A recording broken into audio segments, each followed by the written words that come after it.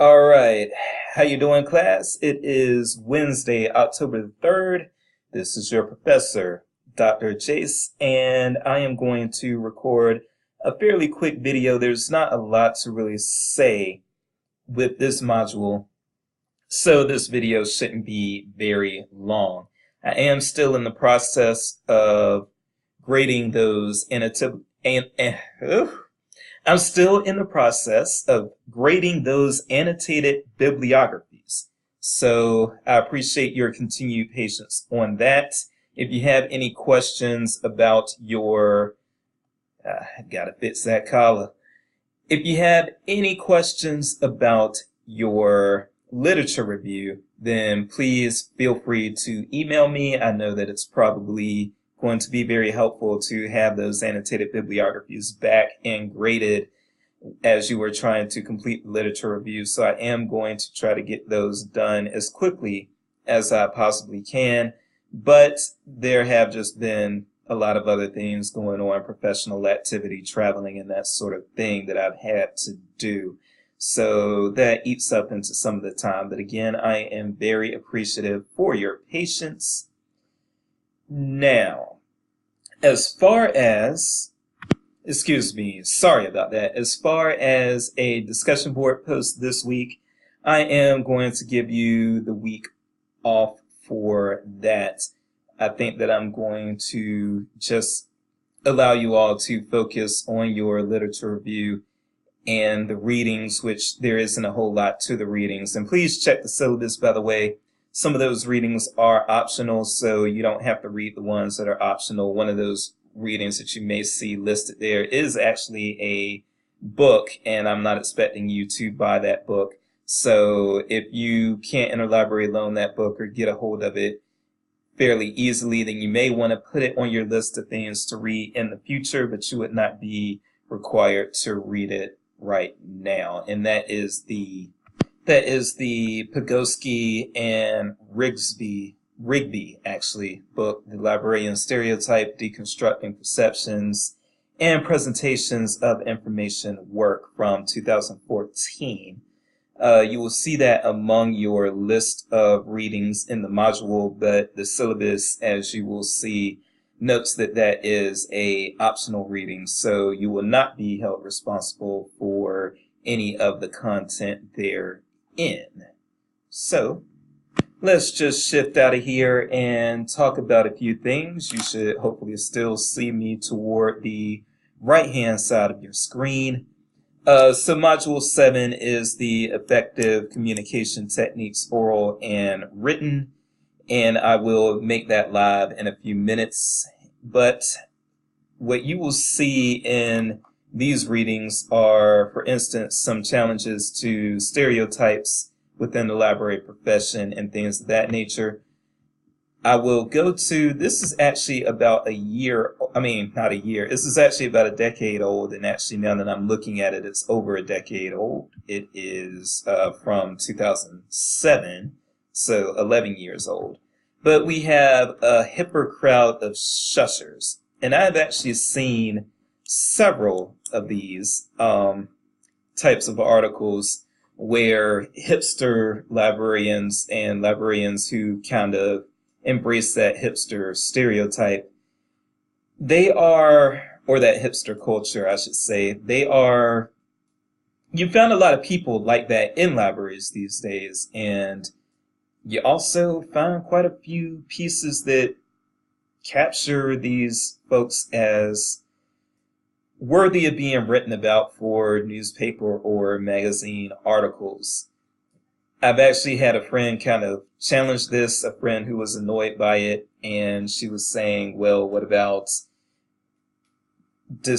for instance, differently abled librarians who are, doing the work despite their, whatever physical impairments that they may have or physical obstacles that they may have. And then she was also asking about, what about librarians who are ethnic minorities? What about librarians who are fairly young and that sort of thing? Because the hipster thing has been written about a few times. And in fact, if any of you are familiar with the now defunct blog from, I believe, Library Journal that was called The Annoyed Librarian. And The Annoyed Librarian never revealed his or her actual identity, and Library Journal chose to no longer continue Annoyed Librarian very recently. I believe it was within the last year. But having said that, there was, I know that Annoyed Librarian had written something about you can't be both a hipster and a librarian. So if you Google Annoyed Librarian, hipster librarian, if you're curious as to what he or she or they had to say, then you should be able to find that pretty easily just on Google. And because it's a Library Journal blog, you can access it right off of the Google link. You don't have to log into anything else. But you've got this, so a hipper crowd of shushers. One thing that we want to do, though, is I do believe that in these days and time, you will have to have librarians who have some sort of personality and who are not people that patrons mind talking to. In other words, we have to have folks in libraries who are relatable, who are not incredibly awkward, and the types of people that patrons would want to avoid. Because nowadays we're still civil servants, but there is a customer service element to it. And I think that if we lose our rapport with the community, then we are more likely these days to possibly lose funding and have people say, why even bother, than was the case in the past. So we still need to be mindful of how we are perceived by the public. And I do believe that part of that is we should have all kinds of librarians with all kinds of personality types working in public services and being relatable to our consumer base. Another thing that I wanted to just kind of show you all quickly is we do also have to be mindful when we talk about effective written and oral communication. We need to be mindful of how we are perceived, for instance, by patrons who are of certain ethnic or racial backgrounds. So one of my buddies, Ray Pun, who I will be doing a webinar with in the very near future, next week in fact, he was one of the co-editors on this title right here, Asian American Librarians and Library Services, Activism, Collaborations, and Strategies. And this book does deal with, among other things, how to communicate effectively with Asian American library patrons.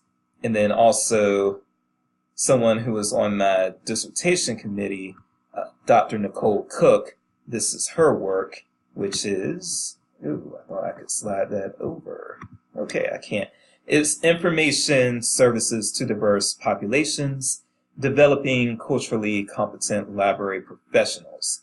And this, again, is, among other things, teaching how to communicate effectively with quote-unquote diverse populations in this case, and that includes people of ethnic and racial minority status, as well as some other groups that can qualify as diverse either due to religious beliefs or being differently abled or perhaps being incarcerated. So there are a whole lot of things that can fall under this whole diversity umbrella. So yes, as you are in practice in communicating with patrons, just know that different styles of communication are going to be appropriate for different patrons at times. And it's impossible, I think, to know exactly how to deal with every single patron group. But there are some strategies and techniques that may work particularly well, for instance, with Asian American patrons or with Black American patrons or with patrons who are from economically challenged areas. Maybe rural patrons need to be dealt with in ways that are different from how inner city patrons may need to interact with the librarians and library staff. So I want you all to be mindful of those things. Those things all fall into this whole concept of being effective communicators, either through written communication or through oral communication. So yes, be mindful and just aware of all of those things. And then also, it is a good idea, even though, as you can tell, I'm pretty casual with how I speak to you all. At the same time, while it's okay to be casual when speaking with other librarians and other information professionals, I have also seen situations where people were not pleased with what they felt was unprofessional communication. And I haven't had anyone criticize me to my face about that, but I'm sure I have caught it in some arena.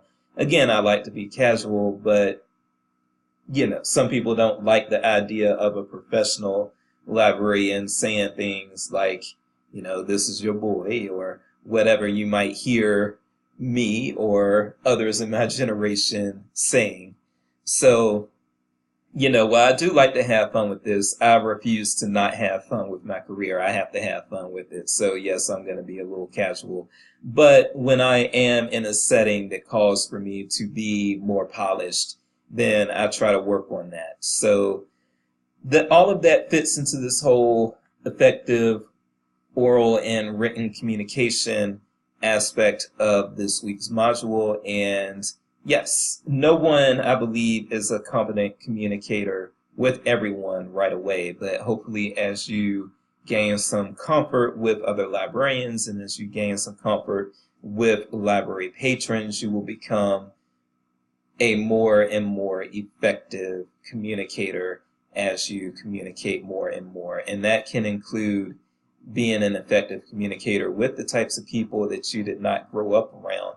So I know that there are some places in Missouri, for instance, that may not be very culturally diverse or ethnically diverse or whatever the case may be. And that's okay. Just because you didn't grow up around a certain demographic of people doesn't mean that you'll never learn how to be an effective communicator with folks from those backgrounds. You absolutely can be. And if you have any trouble with that, just kind of observe, maybe ask around. If you've got good friends, you may be able to ask your friends, what did I do wrong? If you find out that a patron seemed a bit struck by something you said, you might be able to just ask somebody that you trust, what did I do wrong, and run down with them exactly what happened, and you may get some good feedback. So that has come in handy for me with gendered situations, especially if I am, I'm heterosexual man, so, you don't get, I guess, more clueless than being a heterosexual man.